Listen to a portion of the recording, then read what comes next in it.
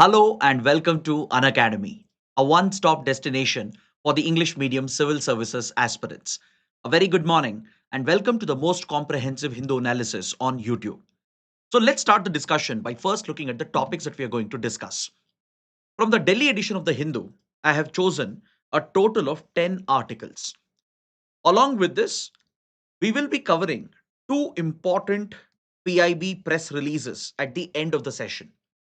And wherever required, I'll be integrating PIB articles into these topics as well, thus providing a comprehensive coverage of not just the Hindu newspaper, but as well as the important press releases from PIB. So the idea is to ensure that you don't have to go back and read the newspaper again. Now, before we start, I have a couple of very important announcements. For those of you who are preparing for 2027 civil services examination or beyond, Unacademy is launching two important courses, Unacademy Plus and Unacademy Iconic. And now you can avail Unacademy Plus subscription with a 5% discount at just 19,999. Whereas if you look at Unacademy Iconic, which is otherwise priced at 15,999, now we have a 50% discount being provided just for the first 1,000 users, along with added features. You can now avail the subscription of Iconic at just 29,999. Now, what's the difference between Plus and Iconic? In Unacademy Plus, you get access to the live lectures, the handouts given by the educators, and practice sessions. So, this is a more conservative program. It is mainly designed to help those students who are just starting out their preparation, but who are able to handle some of the preparation part on their own. Whereas Iconic is a elevated program which gives you access to the study material, including the standard books which are delivered to you, along with one on one mentorship to provide you the right strategy and guidance, as well as access to the test series for both prelims and mains, along with regular sessions by UPSC toppers. So, this will give you access to the same set of live recorded lectures, but along with these added features. And this would be available only for the first 1,000 users only. So those interested, please check out the link provided in the description. I'm told this is a limited period offer. Now to avail this discount, to avail Iconic at just 29,999, you have to enter the code IAS English. Then those of you who are preparing for 2026 mains, we are launching Conquer Mains 2026 starting from today. Under Conquer Mains, we will be covering both the static portion and the current affairs portion for the mains examination. So you will get access to these live lectures along with dedicated answer writing practice sessions where we will help the students to practice answer writing live in the class along with evaluation of your answers and papers within a period of 48 hours.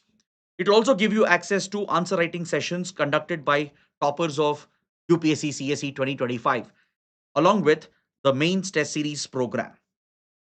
This will also give you access to the mains related content. So this program is priced at 9,999. And if you're interested to enroll, this is the right time because the course is starting from today. And the link for the same is provided in the description box below. With this, let's get started and look at the first article. On page number 10, there's an article related to Indian polity, particularly the Indian judiciary. Recently, the president has brought out an ordinance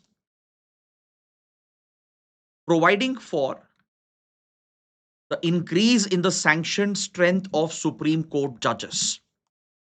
And accordingly, 5 judges have been appointed and sworn in. So the Supreme Court's bench strength has gone up significantly. Now, this is a development we had covered in our previous classes. Now, the ordinance route that the government has used to increase the sanctioned strength of the Supreme Court raises several difficult and uncomfortable questions. So let's examine this topic in detail by going beyond the article. So the President of India, by using the extraordinary power under Article 123 of the Indian Constitution that grants ordinance making powers to the President, the Supreme Court's sanctioned strength has been increased. It was 34 previously, that included 33 judges plus the Chief Justice of India. Now, this strength goes up to 38, that is 37 judges plus the Chief Justice of India. So, the increase in the strength of the bench of the Supreme Court is primarily designed to tackle the backlog of cases that have been piling up at the Supreme Court. The government feels it's an essential move to speed up the process of the trials at the Supreme Court, ensure that more cases are handled to clear off the backlog that has been piling up over the years. But the route through which it has been done, the ordinance route, is where the question comes up. Critics are pointing out that by using the ordinance route, the government is essentially threatening the independence of the judiciary. Experts are seeing this as a compromise on the doctrine of separation of powers, and they see it as an assault on the autonomy and independence of the judiciary itself. And as you know, independence of the judiciary is part of the basic structure of the constitution. So, how does the ordinance that provides for the increase in the sanction strength of the Supreme Court, how does it threaten independence of the judiciary? That is what we have to understand. Now, there is a parallel that's available in our past. If you look at the US Supreme Court back in 1937, then US President F.D. Roosevelt, he had proposed the inclusion of more judges in the US Supreme Court, and he urged the US Congress, the Senate, and the House of Representatives to provide for additional strength so that more judges could be brought in.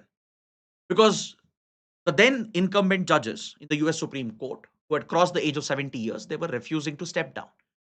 And the strength of the Supreme Court's bench had been constrained, resulting in piling up of cases. So, in the interest of enabling better delivery of justice and in the interest of clearing the backlog of cases, US President had proposed the increase in the strength of the US Supreme Court. This was supposed to be done through the congressional route, but this proposal was not supported by the US Congress. It was defeated in the Senate. Most senators voted against this proposal by the US President. Why? Because the senators were worried that this could lead to a dangerous precedent where the government plays a disproportionate role in controlling the number of judges and the appointment of the judges. And that could be a compromise on the independence of the American judiciary. So, according to the writer of this article, the author, this example from the US has relevance in the Indian context today. Because when you look at the strength of the Supreme Court, the number of judges, it is essentially the Parliament of India which has been vested with the constitutional power to provide for the strength of the Supreme Court, to decide upon how many judges would be a part of the Supreme Court's bench. Now, under Article 124, Clause 1, Parliament has that constitutional mandate, the constitutional authority to either increase or decrease the sanctioned strength of the Supreme Court. But this is done through the process of a parliamentary law. But ordinance route goes against the spirit that is outlined in the Constitution.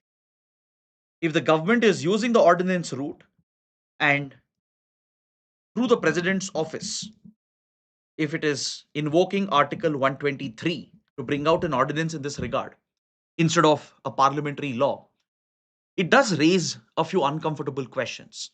As I said, this could be constituted as the erosion of the independence of the judiciary, because judiciary ends up depending on the government and the parliament in order to ensure that the newly appointed judges, right, they can survive, their security of tenure can be guaranteed. And that dependency is essentially what violates the doctrine of separation of powers. Now, when you look at the strength of the Supreme Court, as I said, it was 34 before, it has now been increased to 38. Now, previously, when the sanction strength was still 34, there were 32 vacancies that were filled and 2 vacancies were left.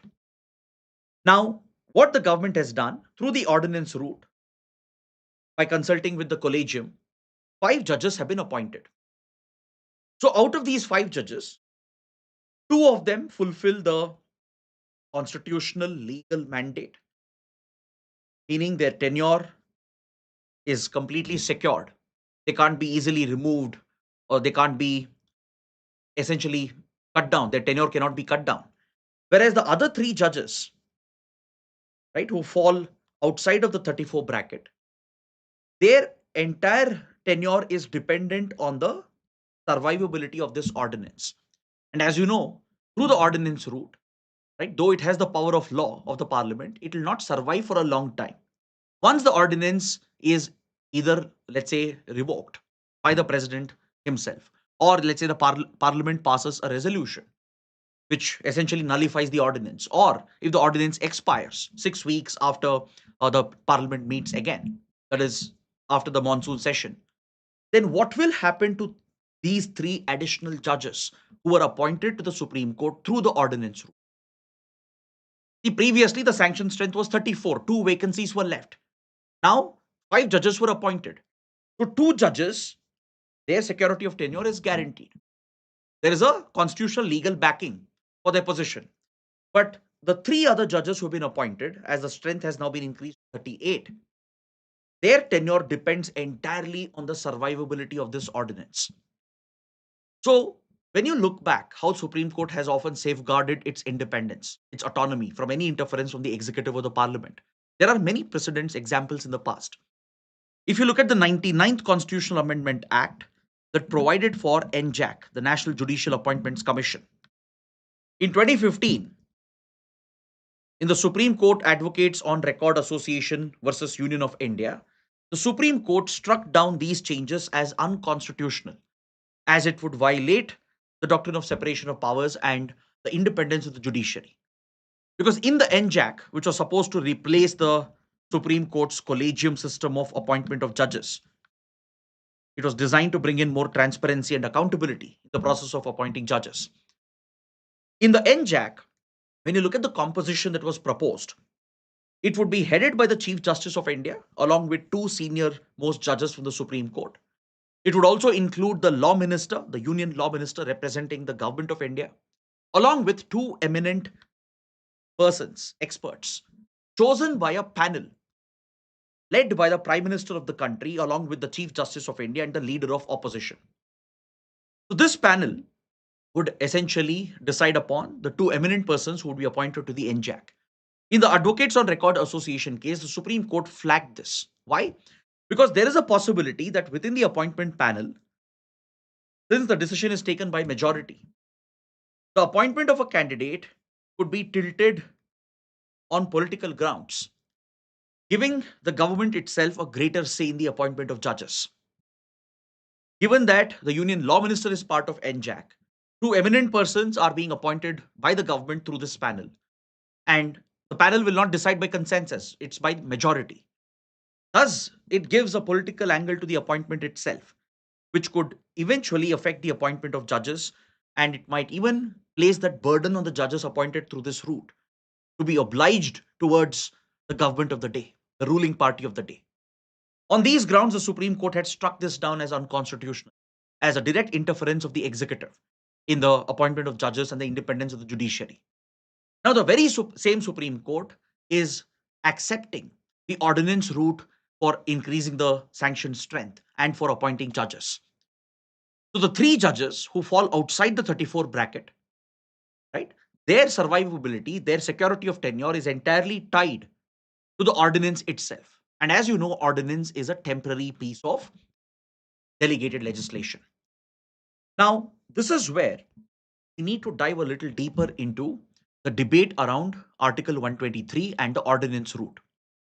So, as I said, Article 123 provides an extraordinary route to the government to bring out important pieces of legislation which is necessary for governance. And it is meant to serve as just a stopgap temporary mechanism when the parliament is not in session. Let's say on an important administrative issue or an issue of national importance, an issue of critical governance or relevance. When such issues come up and if the parliament is not in session to bring out a law, in that case, the government can exercise this extraordinary power and through the president, it can issue an ordinance. So for all matters, an ordinance will have the effect of a parliamentary law. But however, it's a temporary provision. And this is never supposed to be a replacement for the regular legislative route. Parliament is the authority which is vested with the powers to pass laws. The ordinance route is just a stopgap mechanism, only when Parliament is not in session, to be used very carefully, judiciously.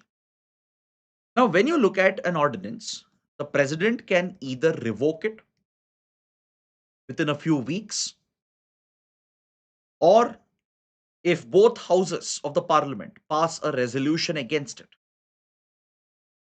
the ordinance can be nullified by the parliament as well. Then, 6 weeks after the next parliamentary session takes place, the ordinance will automatically lapse. That is the maximum duration for which an ordinance can apply. But there are instances where the government has re-promulgated the same ordinance again. And the Supreme Court in the past has often looked down upon such re-promulgation. The Supreme Court has even taken a clear stand against misusing the ordinance route because it can't be seen as a replacement for parliamentary lawmaking. In the DC Vadwa versus State of Bihar 1986, the Supreme Court had clearly said re-promulgating an ordinance is a fraud on the constitution because legislative powers are vested with the parliament. Ordinance is a extraordinary special power given for these extraordinary circumstances where parliament is not in session but an immediate piece of legislation is required. And once the parliament meets, ideally, either the president should revoke the ordinance or the houses might pass a resolution calling for its revocation, or after 6 weeks of meeting of the parliament or session, it is supposed to lapse. But re-promulgating the same ordinance essentially ends up usurping the parliament's lawmaking power. And the government ends up acquiring this authority, which the constitution does not provide for. In Krishna Kumar Singh versus State of Bihar 2017, a 7 judge bench of the Supreme Court had remarked that ordinance making power cannot be used as a parallel lawmaking power. The lawmaking power clearly vests with the parliament, and ordinance cannot be a parallel route for lawmaking, where the government will use this route to bring out such laws which otherwise may not have been passed by the parliament. So, this makes it very clear that when the sanctioned strength of the Supreme Court is increased through ordinance route, one, the security of tenure of these judges is under question, as we discussed, right? Their survivability depends entirely on the survivability of the ordinance itself. At any point, the president might revoke it. At any point, the both houses of the parliament, when they meet in the monsoon session, they might pass a resolution against it. Or eventually, 6 weeks will lapse after the next session takes place and the ordinance will cease to exist. And re-promulgation is clearly looked down upon. The Supreme Court has said it's a fraud on the constitution itself because ordinance route cannot be a parallel route for lawmaking. The government can't take that role, the lawmaking role of the parliament. So these 3 judges who fall outside the 34 bracket, right, their security of tenure is now under threat, which means they are obliged to the goodwill of either the government or the parliament. So will that create a dependency? Right? The reason why judiciary's appointment has always been protected under the constitution is to ensure the independence of the institution itself. Because in such high level appointments, there might be certain obligations created towards the appointing authority if the independence is not guaranteed. That is where the ordinance route raises this big question. The strength previously was 34, now it has been increased to 38. The problem is we had 32 judges in the past with 2 vacancies that were there, right? And now 5 have been appointed, and 2 of them will fill the previous vacancies, which is legally valid, constitutionally valid. But the other 3 judges will essentially depend on the ordinance itself. So here, the government, that is through the office of the president and the parliament, they both can revoke this ordinance at any point, or the ordinance will eventually lapse. Then what happens to these 3 judges is something that has not been tested. Maybe the government will bring a bill once the monsoon session starts, and then formalize the increase in the strength of the Supreme Court judges. But until then, what if the judges depend on the goodwill of the government and the parliament? And that could end up compromising the independence of the judiciary itself. So that is the key argument made by the author in this article. And please take up this mains practice question for your answer writing. Now let's move to the next article on page number 8. There's a very interesting article on Northeast India and the mineral wealth and resources that are found in the northeastern region of the country. See, recently, Ministry of Mines, it has been posting extensively on social media. It has even brought out a document highlighting the mineral wealth of the northeast region, state by state, from Arunachal Pradesh to Nagaland, Manipur, Meghalaya, Assam.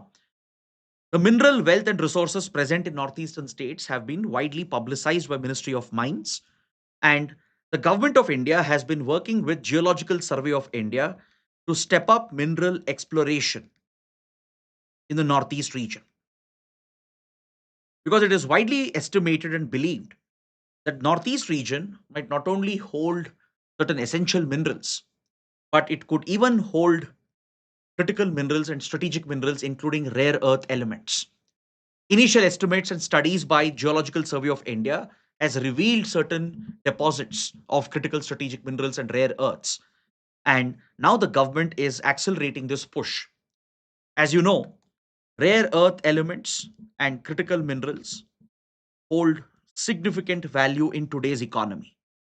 As we have entered the fourth stage of the industrial revolution, driven by artificial intelligence and critical emerging technologies, these mineral resources are extremely crucial, not just for the economy of a country, but even for its national security and geopolitical influence. Very few countries are blessed with these resources, and a select few countries, right, they have a dominating control over the supply chain of these resources, from mining to processing to refining to distribution. So countries like China and the US led blocs, they have a dominating control over these supply chains. So this ends up creating an import dependency. India already has an import dependency for these critical minerals and rare earths, and they find applications in many industrial usages and strategic applications as well, from defense to aerospace to clean energy, renewable energy, battery technology. Across domains, these minerals are very, very crucial. And today they are not just a matter of economic security, it's a matter of geopolitical and national security as well. So this explains why India is so aggressively pushing for exploration of the domestic resources that we might hold in the northeast region. Similar exploration is going on across the country, from Andaman Nicobar to Jammu and Kashmir. But northeast India has acquired a special focus, a special priority. And this is where the writer is raising a few concerns. Now, when you look at northeast India, the seven sister states, along with Sikkim, these states have always been seen as a security frontier of India. Post independence, the region was largely neglected with regard to its development because of its remoteness, the limited connectivity to the region, and beyond the Siliguri corridor, which happens to be India's choke point, adequate connectivity, development, and economic growth was not seen in northeastern states for several decades. This, in many ways, even contributed to the security situation in northeast India, where multiple insurgencies took root. And if you're aware of the demography of the northeast, the region is home to several ethnically diverse tribes and indigenous communities, which depend on the land, depend on the forests for their survival, for their livelihood, and their whole identity, their social ethnic identity, is linked with their land and forests. And this has been one of the primary root causes, which has even triggered multiple insurgencies from Assam to Mizoram to Manipur. The region shares sensitive borders from Bangladesh to Bhutan, China, Myanmar, and we face many cross border security threats, from cross border infiltration through Myanmar be it organized criminals, insurgents, or the same threat that we have seen from East Pakistan and Bangladesh, where organized criminals involved in drug and arms trafficking or insurgents have easily crossed over, creating a big security challenge, or where China has actively tried to meddle and interfere and even allegedly has sponsored insurgencies in the region to destabilize Northeast India. So we have faced many security challenges in this region. We have an active border dispute as well with China over the McMahon line. So for decades, Northeast India has always been seen as a security frontier. It has been viewed through the security prism. So the priority in Northeast India was always border security, counter insurgency, and maintaining the internal security of the region. So governments have always prioritized the cross border threats that exist. And the region has been heavily militarized as well, from border fencing to deployment of armed forces, enforcement of stringent laws like AFSPA, the Armed Forces Special Powers Act, which has been controversial in itself. So the whole region has still now been viewed with a security prism, with a national security mindset to stabilize the region, to secure the borders, to deal with all the security threats present over here, be it from our hostile neighbors, or be it from organized criminals, or be it from insurgents. Now, in the past few decades, there has been better focus on Northeast in terms of development, in terms of infrastructure creation, growth. You have a dedicated ministry to focus on development of Northeast region. There are dedicated schemes, infrastructure projects, which has been stepping up the growth opportunities, creating new opportunities for the people of Northeast India. But for the first time, Northeast India is being viewed through the economic prism, through the prism of its vast resources, particularly the mineral wealth. And this can be a double edged sword. While the government rightly focuses on mineral security, it raises a very pertinent question, a social, environmental question. What about the people of the land? The focus of the government with regard to Northeast being a frontier region, is it just about securing the land, the territory, the borders? Is it just about ensuring the security and stability of the region? Or is it about upholding and protecting the rights of the people who are natives of this region as well? Because when there is a massive push for mineral exploration, when there is a massive push for mining projects, it could result in large scale displacement of the local population. It could result in extensive pollution. Now, will this development, will it really bring opportunities for the people? Or would it simply widen the governance gap? If the government is pushing better connectivity today, is it to help the people and the local economy, or is it just to access the mineral wealth and resources that is reportedly present across northeastern states? Because we have seen how these issues can easily create resentment in central and eastern parts of India, which became the primary root cause for Naxal movement as well. Large scale mining projects in parts of Chhattisgarh, Jharkhand, Bihar, West Bengal, Odisha, the mining projects and the huge displacement of people and the complete neglect of the local concerns were some of the prime root causes back in 60s, 70s, and 80s period, which created a fertile ground for left-wing extremism to thrive in central and eastern parts of India. So the writer is raising this valid question that as the government pursues the exploration of minerals and resources in Northeast India, is the government just focused on the land and the resources and the wealth? Is the government just treating this as a strategic frontier, or is it about upholding the people, their rights, safeguarding them, creating opportunities for them as well? Will these projects create opportunities for the local communities? Will it bring about jobs for them? Will it bring about better governance, better connectivity, better infrastructure for the people of Northeast India? That is the key question being raised. Now, from a prelims and mains point of view, I want you to understand the kind of mineral deposits that might be present in Northeast India. Initial studies have already been conducted by the Geological Survey of India, and vanadium deposits have been discovered in Arunachal Pradesh in the initial estimates. Vanadium is a a very important rare earth used in steel alloys and many other industrial applications. In Assam Meghalaya belt, initial deposits of rare earths have been discovered, but further studies and assessments are needed to evaluate whether these deposits are commercially viable. Is it viable for a commercial mining project? Those studies are yet to be conducted. But initial reserves of rare earths have been discovered from Assam to Meghalaya. Vanadium deposits have been found in Arunachal Pradesh.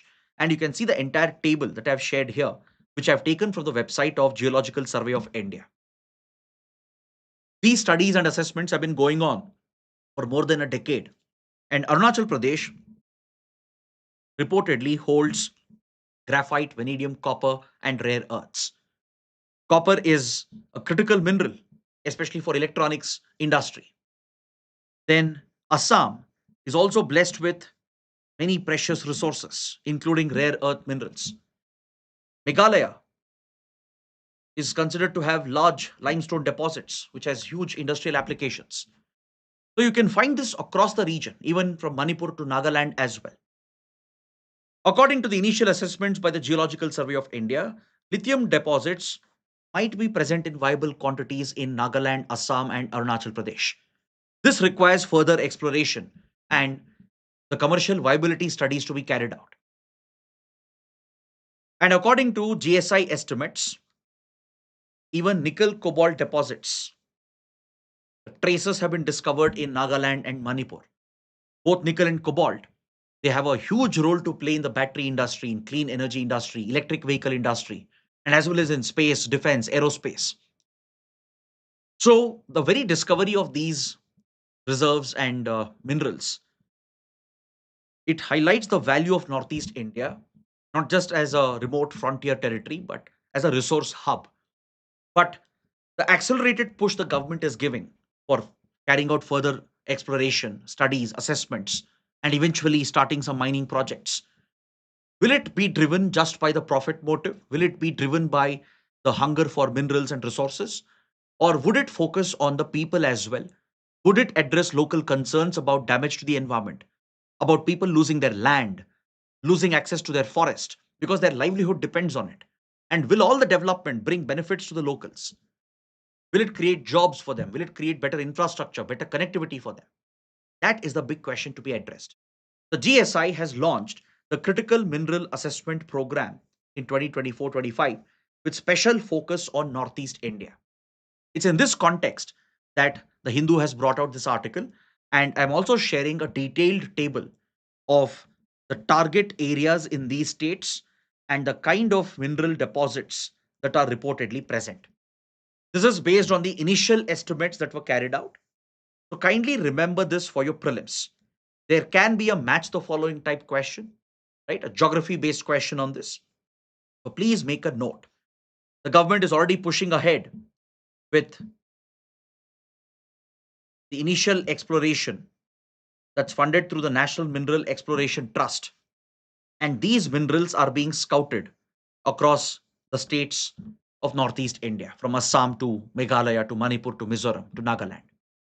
So kindly remember the kind of minerals that are reportedly present in these states and the areas where they might be present. And this could be important. The fact could be important for your prelims in geography.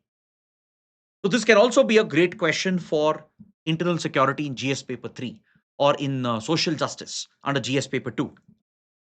The conflict that resource exploitation might create with the local population, right? How to balance those concerns.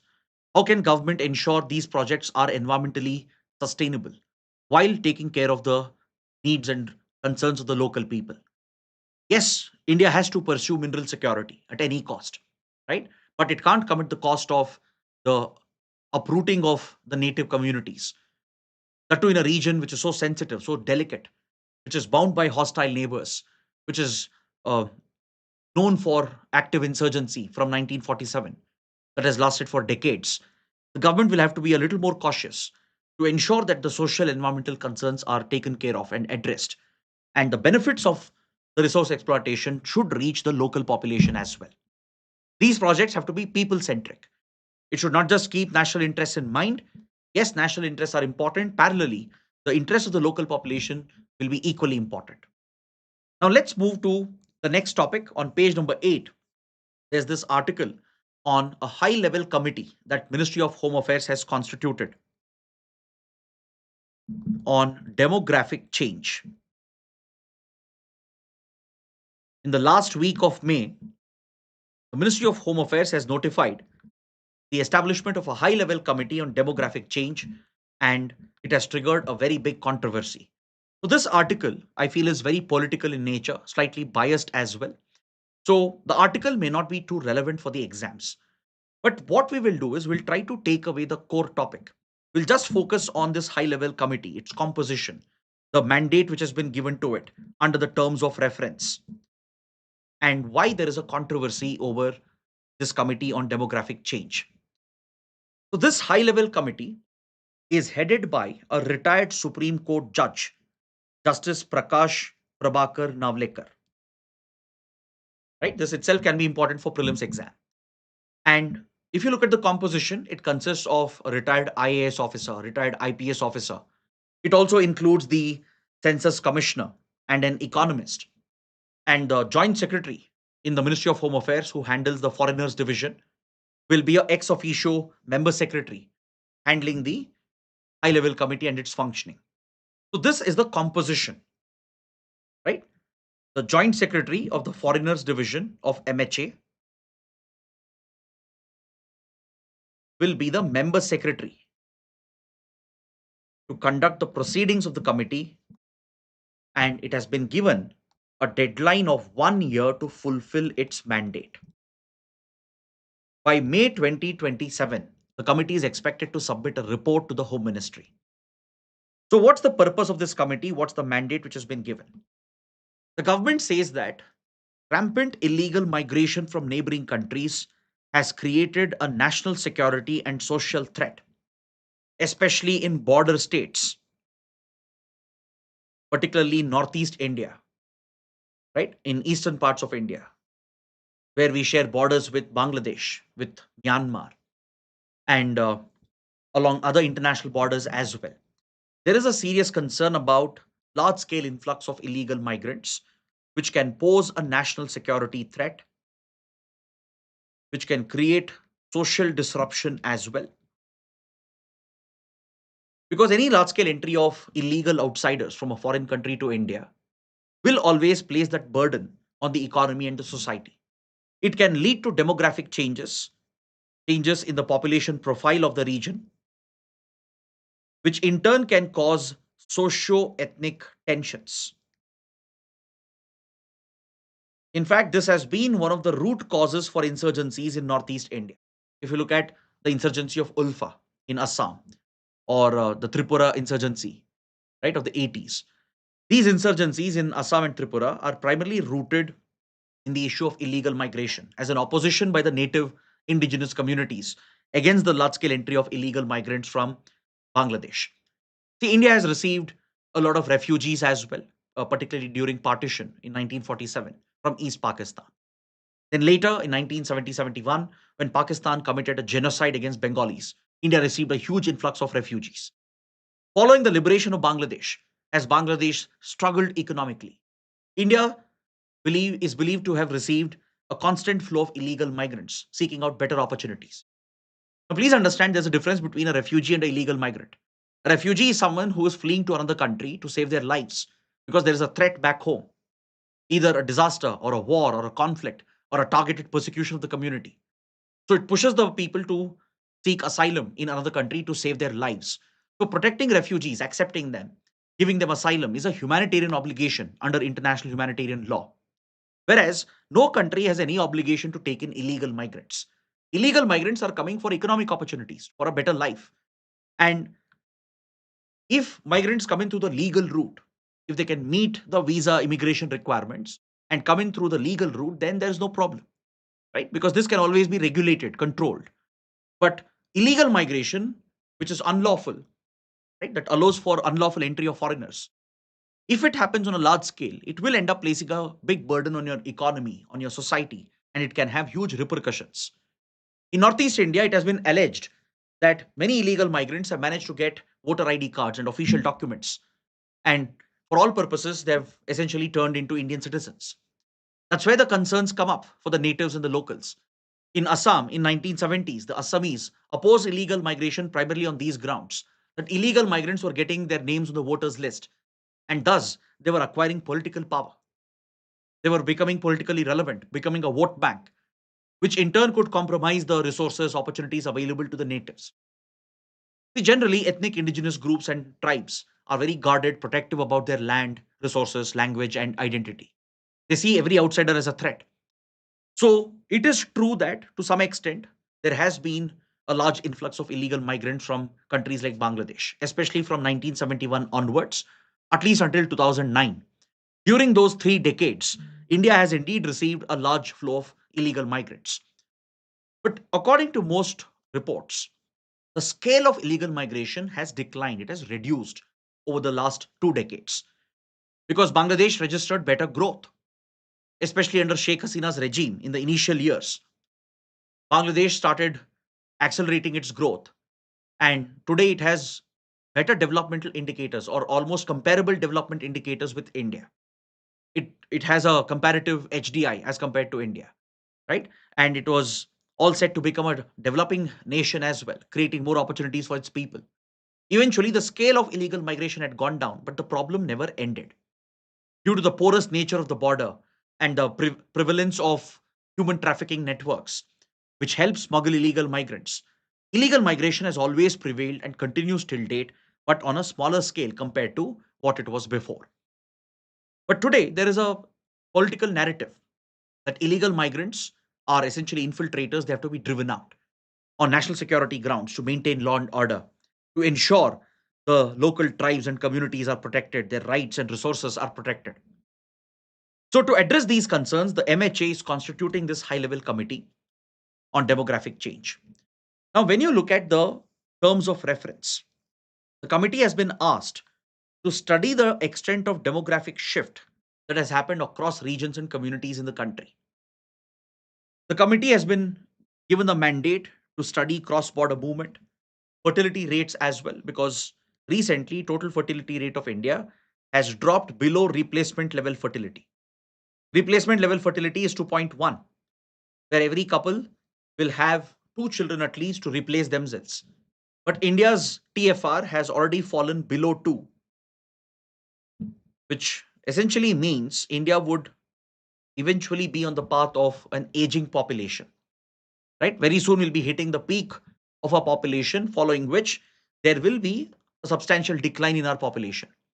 And you will see an increase in aging population as well. Now, if there are major differences in fertility rate between different communities based on religious lines, ethnic lines, this could create unnecessary insecurity, a feeling of insecurity amongst different communities. So, that is what the government claims to be addressing. The government is seeking to understand the abnormal population trends, fertility rates across different religious and ethnic communities, and deal with the problem of demographic change that is occurring, mainly driven by illegal migration from foreign countries. This committee is also tasked with coming up with a permanent mechanism for deportation of illegal migrants, a process through which the identified illegal migrants can be deported back to their home country. But these issues are extremely sensitive, delicate issues. Unless and until a lawful process is followed, a fair and equitable process is followed, where the accused illegal migrants are given a chance to appeal, right? This problem could become even more aggravated, where innocents might be targeted by the state, by the establishment on political lines, on religious lines, on ethnic lines. There are concerning reports coming in from Assam, West Bengal, etc., where apparently the state is using security forces to push back some of the alleged illegal migrants. But again, verifying the claims, establishing the veracity of these claims is something which is very difficult. Because, see, a regular process of deportation happens through diplomatic routes. If, let's say, a country identifies illegal migrants and their source country, you have to essentially reach out to their diplomatic missions give them the information. And these embassies or high commissions, they will check whether the flagged individuals are actually their citizens who have entered the other country as illegal migrants. Only if proven, the other country may or may not accept them as deportees back to their country. Now, in the case of Bangladesh, Bangladesh has been very clear that deportation cannot be encouraged unless and until India proves that these are Bangladeshi illegal migrants. So this might end up triggering a huge humanitarian crisis as well. But the government is pushing ahead, and the committee is given the task of coming up with a permanent mechanism, right? A lawful mechanism through which deportations can also be carried out. That's the reason why this becomes very controversial, as it could easily result in discrimination as well, or targeted profiling of citizens who might be labeled as illegal migrants just because they are not able to submit enough proof. Any such exercise is fraught with inaccuracies. It can result in many unfair exclusions where genuine Indian citizens might get excluded and get branded as illegal migrants. It could also result in unfair inclusions. A flawed exercise might end up giving recognition for illegal migrants, right? As I said, many illegal migrants have managed to procure documentation as well. So, if there is any element of political bias on religious ethnic lines, so such policies could become extremely controversial, could be misused potentially as well. And it could even become a very sensitive topic that could inflame the tensions in the region, which is already affected by internal problems. Now, moving on, we have another development from the Northeast today. The Director General of CRPF has urged his force to focus on the armed individuals in Manipur and to neutralize them. The Manipur, which is reeling under ethnic violence since 2023,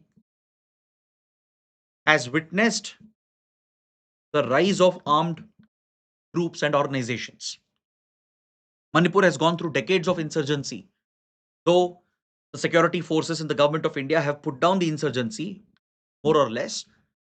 Today, there is a situation where several individuals, miscreants, antisocial elements, former insurgents, they have picked up arms. And particularly in 2023, around 6,000 police weapons were stolen in the midst of the ethnic conflict between the Metis and the Kukis. More than 6,000 weapons belonging to police and security forces were stolen. And today they are in the hands of these miscreants who are engaging in armed violence in the region. Recently, we have seen the revival of violence in Manipur. Fresh conflict has broken out between Nagas and Kukis. Tensions continue to prevail between the Metis and Kukis as well. So the situation remains very delicate on the ground in Manipur. And the presence of weapons, arms, and weapons in the hands of these miscreants is what is leading or aggravating the problem. That's why the DG of CRPF has urged his personnel to focus on these armed miscreants and to neutralize them, to eliminate them. Now, this can be seen as a proactive security measure, right, to bring stability to Manipur, which has been torn apart by the ethnic conflict. But it also raises a controversy because when the DG of a CAPF, a paramilitary force, is essentially saying that you can neutralize these armed miscreants, and for every bona fide action, you have my complete backing and support. While it boosts the morale of the forces, gives them that confidence, the backing that's required in a difficult conflict area, there is a possibility that such blanket powers could get violated, misused, abused. That too in a region where AFSPA continues to remain in force. In areas where AFSPA has been implemented, there are serious allegations against some rogue officers of security forces of violating human rights by misusing the extraordinary powers of AFSPA. Under AFSPA, security forces have the right to kill, right? Without warrant, they can arrest, they can seize, they can search property, destroy property as well. It's an extraordinary law which is necessary in a conflict area like Northeast India, Jammu and Kashmir, etc. At the same time, the kind of stringent powers it gives and the legal immunity it grants to the forces, it reduces accountability and it has created situations in the past where the law has been misused. where the authority given to the forces have been abused, resulting in large-scale human rights violations as well. So that's where the controversy comes up. The statement of the DG of CRPF has been criticized by some quarters, but it is also welcomed by certain quarters as they feel it is necessary to disarm these miscreants who have stolen arms and weapons and now they are using it to perpetuate violence in Manipur. So let me know what you think about this. Can the DG of a central armed police force make such statements? Is it necessary to boost the morale of the personnel, to give them that confidence that we have your back, that you don't have to worry about legal consequences? If your action is bona fide, if it is justified action, then the force will stand with you. Or is it too sensitive to make such statements, too controversial? Will it essentially embolden some rogue officers to take the law into their hands and abuse the authority they have, which could result in human rights violations? What do you think? Please let me know in the comments. Next, a quick update. India Indonesia are looking to revive their relationship. Last year, Indonesia's leader, Prabowo Subianto, was invited as the chief guest for our Republic Day celebrations. Now, this is a very important diplomatic gesture that India sends out every year during the Republic Day celebrations. The chief guest that we invite, right, a head of state, head of government of a country or a region or a group of countries, it's a symbolic message to them that India will be prioritizing the relations with that particular country or with that group of countries. It basically signifies your priorities, your diplomatic foreign policy priorities. So, in the past year, India Indonesia relations have been on a very strong ground. And this aligns with our Mahasagar doctrine. It aligns with our Indo Pacific vision because Indonesia is a key power in the Indo Pacific, an important Southeast Asian country. So, it aligns with our Act East policy as well, where India is prioritizing relations with Southeast and East Asian countries. And Indonesia is an age old trusted partner. Since 1947 for 1950s, Indonesia and India have been very closely aligned with each other. They were the founding members of the non-aligned movement. When then Prime Minister Nehru shared a great equation with then Indonesian leader Sukarno. Though India Indonesia had some differences in the past, eventually India Indonesia have been two leading powers of the Indo-Pacific with a shared civilizational history dating back to the Cholas, the Srivijaya Empire, with deep roots of Hinduism, Islam, and close cultural links and Tamil linkages that bind the two nations. And today they are strategic partners. Indonesia is a large populous country, a key market for Indian exports. Indonesia supplies key products to India as well, from coal to palm oil. Indonesia also has hydrocarbon deposits. It has hundreds of small islands scattered across the Southeast East Asia region, stretching all the way till the Pacific. And it has standing issues with China, including a maritime dispute at Natuna Island in South China Sea. So there are many common interests, common concerns that we have. Indonesia is worried about China's military aggression, rising influence across the Indo Pacific, and India shares those similar concerns. China's violation of international law and disruption of freedom of navigation is something that affects both India and Indonesia. So, both countries have been working together. In fact, Indonesia has even been considering defense procurement from India. India has been pitching the BrahMos cruise missile, then the LCA Tejas fighter aircraft, then Akash air defense system, right? Indonesia has shown a lot of interest in these weapon platforms of India, and it could become a key defense export market for India.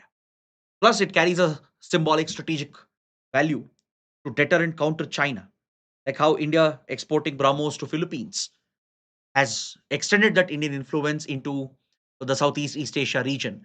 Similarly, if Indonesia were to become a key defense partner and a buyer of Indian weapons, it could enhance India's strategic presence in the Indo Pacific to counter China's aggression in the region. Plus, both countries are part of many important groupings as well. We have a grouping called IORA, the Indian Ocean Rim Association. And Indonesia sits right across the Malacca Strait, the strategic choke point. And India is stepping up its investments and military presence at Andaman Nicobar, which lies right next to the Sumatran island of Indonesia. Indonesia has even given access to our navy to the strategic Sabang port. The Sabang port is a strategic Indonesian port and a naval base located at the tip of Sumatra, at the opening of the Strait of Malacca. And Indian Navy has gained access to Sabang port. So our defense relations are flourishing and our economic ties are being further stepped up. So now Prime Minister Modi is considering a visit to Indonesia, a reciprocal visit. Since last year, the Indonesian leader was in the country as our guest for Republic Day celebrations. Now, Indian Prime Minister Narendra Modi is considering a visit to Indonesia in the next few weeks. So, to set the stage for the PM's visit, the 8th India Indonesia Joint Commission meeting took place in New Delhi between the two foreign ministers. That's why the topic is in news. So, this background on India Indonesia relationship can be very important, especially for the mains exam. Now, coming to the prelim section, let's look at the small articles in the paper today. On page 14, there's an article referring to a UN peacekeeping mission and an Indian UN peacekeeper who has won one of the highest reputed awards under the peacekeeping forces of the United Nations. This development has been covered by the PIB as well in this press release from the Prime Minister's office. Prime Minister Narendra Modi has congratulated Major Abhilasha Barak of Indian Army on being awarded the UN Military Gender Advocate Award, which is one of the highest awards within the UN peacekeeping forces. Now, please remember this as UPSC is known to focus on such facts related to peacekeeping operations, India's security and foreign policy initiatives. I hope you know India is a major contributor for UN peacekeeping forces.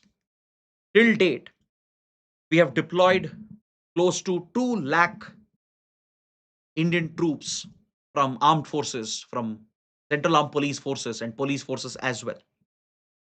So it makes India one of the largest troop contributing country to the UN peacekeeping forces.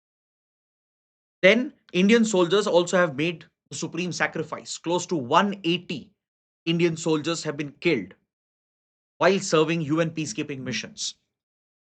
So Major Abhilasha Barak of Indian Army was the first woman combat helicopter pilot in the Indian Army. Already a decorated officer from Army Aviation, and he is deployed in Lebanon along the Israel-Lebanon border as part of the UNIFIL mission, the UN peacekeeping mission in Lebanon that monitors the UN Blue Line that serves as a ceasefire line between Lebanon and Israel, which is linked to the Israel-Hezbollah conflict. So given that UNIFIL is in news, given that Israel-Hezbollah conflict is in news, this award won by an Indian officer could become relevant for the exams. She was recognized for her contribution to connect with women and girls in Lebanon and to promote women rights and women empowerment. That's why she has won the UN Military Gender Advocate of the Year award. She was basically deployed as the gender focal point and engagement team commander of the UNIFIL mission. She was leading the gender initiatives of UNIFIL mission, and she has been recognized with this highest award within the peacekeeping forces. Now, the UNIFIL mission itself was established in 1978 following the Israeli invasion into southern Lebanon to target the Palestinian Liberation Organization. Since then, Israel has regularly conducted armed attacks into southern Lebanon to counter extremist groups like Hezbollah, and the conflict continues, and today it has escalated as part of the Iran war and the Gaza war. And in the UNIFIL mission, there are hundreds of Indian troops currently deployed. Close to 900 Indian soldiers are part of the UN peacekeeping mission. The clear? Their mandate is to monitor the blue line and ensure that both sides don't violate the ceasefire. Next, on page 16, there's a development in the nuclear domain. A private nuclear company, a nuclear energy company in the United States, has successfully tested and achieved criticality of a small modular reactor. So the name of this reactor might be relevant because the US is very eager to sell small modular reactors to countries like India. You might be aware India has recently opened up the nuclear sector through the Shanti Act, and we are looking to focus on small modular reactors, encouraging foreign equipment to be installed in the country, encouraging foreign players to play a role in our nuclear energy market, to invest in the country. So India will be one of the key markets for these small modular reactors that are being developed by American nuclear energy companies. So this reactor is known as Mark Zero Demonstration Reactor, developed by a private nuclear energy company called Antris Nuclear. So it has achieved its first criticality, and US is very eager to promote the sale of these small modular reactors across the world, and especially the Indian market would be a priority market for them. Next, coming to the supplement page, I always tell you the supplement page holds a lot of important articles for environment and science and tech. There are three topics that you can take away from today's newspaper from the supplement page. There's an article here that refers to the Denisovan genome. The article is related to the DNA and genomic studies of human DNA and the human ancestors, right? Before Homo sapiens, we had Homo erectus, the Denisovans, and other extinct human species. So studies have been going on for many years to trace those lineages through DNA studies. First of all, finding those DNA samples of extinct human species is very, very difficult, right? It takes an amount of luck to find them because they have to be preserved in a certain condition to be able to sequence the genome and match that with the genome of modern humans. So in 2010, there was a study of Neanderthals where viable DNA was found and it was sequenced. So this established the close linkages, the genetic linkages that modern humans share with the extinct human species.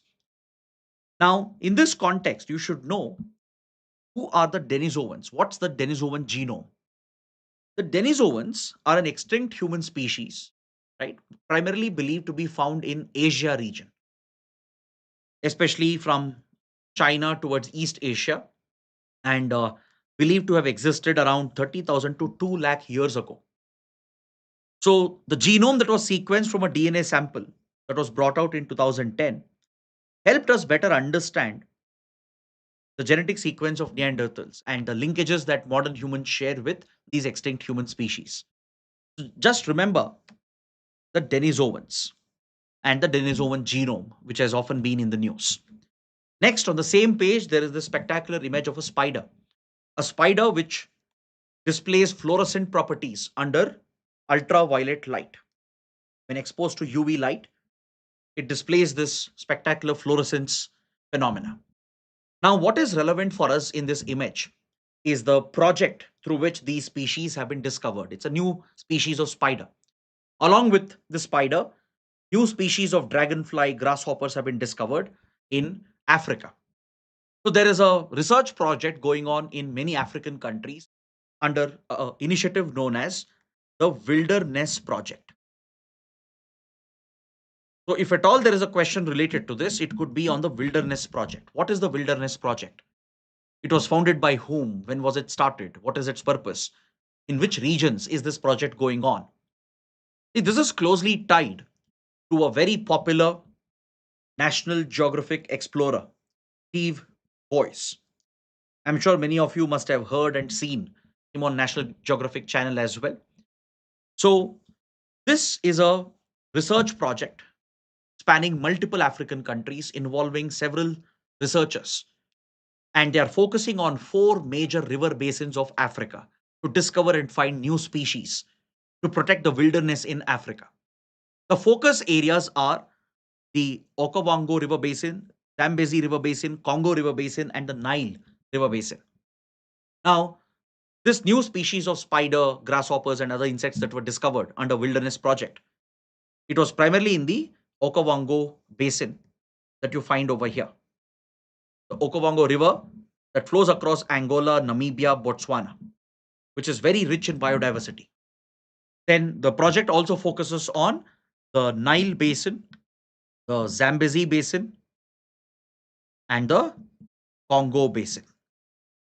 Yeah. So be aware of these four major river basins of Africa. Now, coming to the last Hindu article for today. On the same page, there is a industrial process in news called pyroprocessing. There could be a science question related to pyroprocessing. What is pyroprocessing? Pyroprocessing is an industrial process where extreme heat is applied on solid material to change the solid material, to change its nature, to change its properties, and force the solid material to undergo physical chemical changes. So, this process of applying extreme amounts of heat on solid material to drive changes in the material, it is used across multiple industries. It is used in cement making industry. It is used in metallurgical industry, in nuclear industry as well, right? So, this process is energy intensive as extreme heat has to be applied. It requires tremendous amounts of energy, usually drawn from fossil fuels. These industries which use pyroprocessing technique to process solid material and objects, they are highly polluting industries. They contribute significantly to emissions. In cement making, for example, the basic raw materials like limestone, clay, and iron, they are mixed in this rotating kiln, which is heated up to 900 degrees Celsius.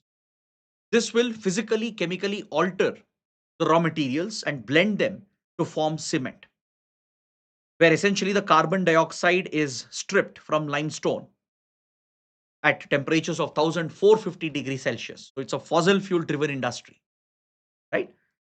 It essentially melts the mixture and finally produces cement. You find the same process being used in metallurgical industries where the ore is basically smelted under very, very high temperatures to separate the components and extract what is required, because the ore will contain lot of impurities. To separate the impurities from the actual metal, which is of value, pyroprocessing is used. Then in nuclear industry as well, especially with regard to fast reactors, advanced fast reactors that are used, the nuclear fuel is broken into small parts and it is immersed in a salt bath. Salt, such as potassium and a mixture of lithium, is used under temperatures of 500 degrees or more. Nuclear fuel is treated in a salt bath to achieve certain desired electrochemical properties.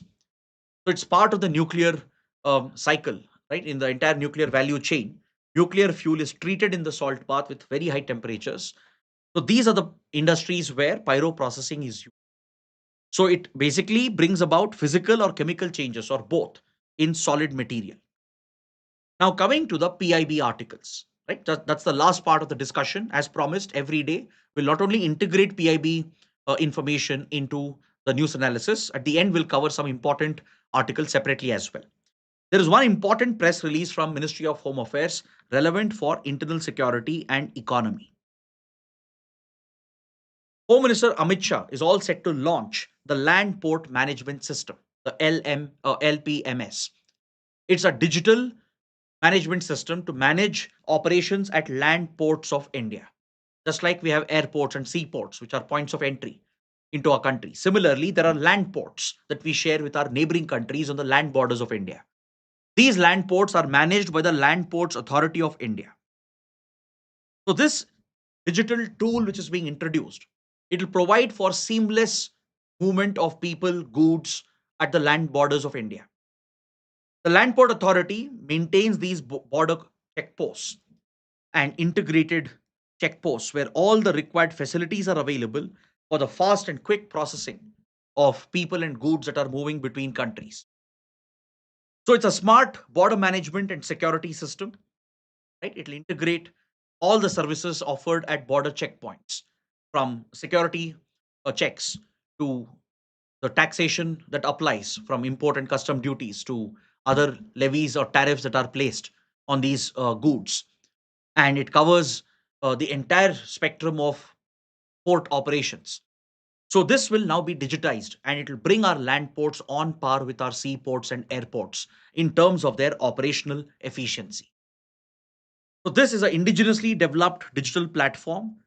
It will be integrated with existing national digital platforms to provide seamless cross-border movement for people and goods.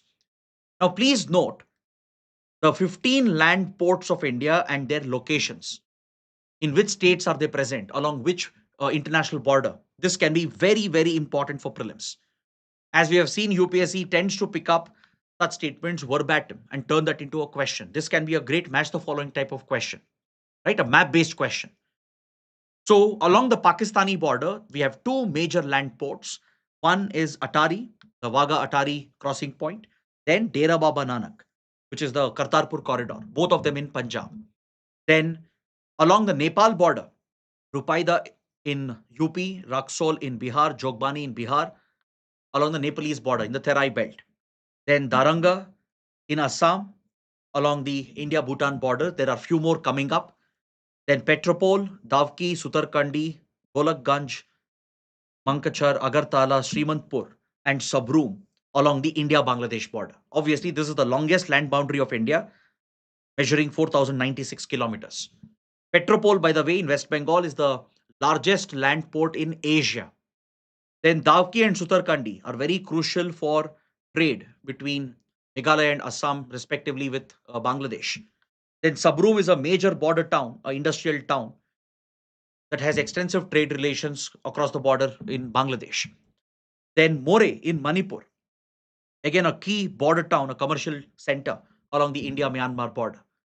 Right. So please remember the locations, the states, and the international border along which they are present. This is where the land ports of India are present, which are operated by the Land Port Authority of India. So now the port operations will be streamlined through a single window clearance mechanism through the Land Port Management System, which will be launched tomorrow by the Home Minister. Then coming to the last topic, there is a PIB backgrounder that was published yesterday. PIB backgrounder and explainer articles are very, very important, more important than press releases of the ministries. On PIB website, you find three types of articles. One is the daily press release from different ministries. Second, you find explainer and backgrounder articles. So a lot of questions tend to come from explainer and background articles. So this article focuses on India's improved business environment, how the government has carried out reforms, made it easier for businesses to set up their businesses in the country, to run the operations in the country, to even shut down a business in the country. So the whole article is focused on that. But what I want you to focus upon would be the different rankings, the international rankings that are brought out, the various indices, reports that are mentioned in this article. It mentions the erstwhile ease of doing business or doing business report by World Bank, where India's rank had improved from 142 to 63 from 2014 to 2019. So just remember this line. India's ranking report, who publishes that? Then the IMD World Competitiveness Ranking, which essentially rates countries on their competitiveness with regard to investments and businesses. India's rank here improved from 43 to 41 in a period of 4 years. Then World Bank also publishes the GovTech Maturity Index.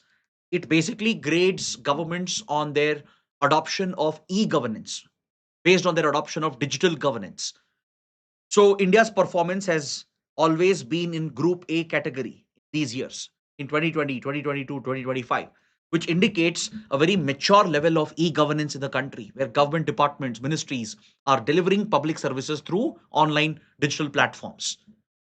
Then the United Nations also conducts a e-government survey, where India has scored in the very high category in online services index and high scores in telecommunication infrastructure and human capital indices category. So just remember the facts. You just have to by heart it, remember it, revise it, and this could be very relevant for the prelims examination. So if you're liking this initiative of including PIB articles, do let me know so that we can continue with this. We have started this on an experimental basis. If you want this to be a regular feature, please comment below, and accordingly, we are going to take the call. So if you like the session, do press the like button, share your comments, and don't forget to subscribe to our channel. Thanks for watching.